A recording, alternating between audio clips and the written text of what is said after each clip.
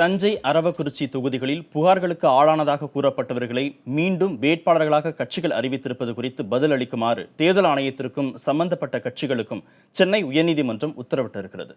கரூர் மாவட்டம் அரவக்குறிச்சி தொகுதிக்கு உட்பட்ட ஐயம்பாளையத்தை சேர்ந்த ராஜேந்திரன் என்பவர் சென்னை உயர்நீதிமன்றத்தில் பொதுநல வழக்கு தாக்கல் செய்தார்.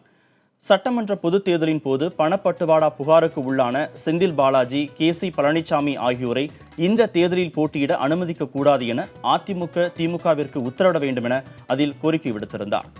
இந்த வழக்கு உயர்நீதிமன்ற தலைமை நீதிபதி சஞ்சய் கிஷன் கவுல், நீதிபதி R மகாதேவன் ஆகியோர் அடங்கிய அமர்வு முன்பாக விசாரணைக்கு வந்தது.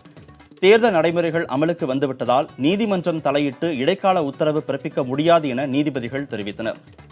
எதிர் மனுதாரர்களின் விளக்கத்தை பெற்று உரிய உத்தரவு பிறப்பிக்கப்படும் என்றும் நீதிபதிகள் கூறினர்.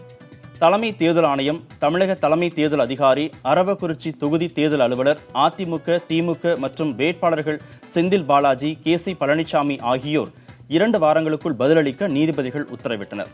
இதனைத் தொடர்ந்து வழக்கு விசாரணை அடுத்த மாதம் 9ஆம் தேதிக்கு ஒத்திவைக்கப்பட்டிருக்கிறது.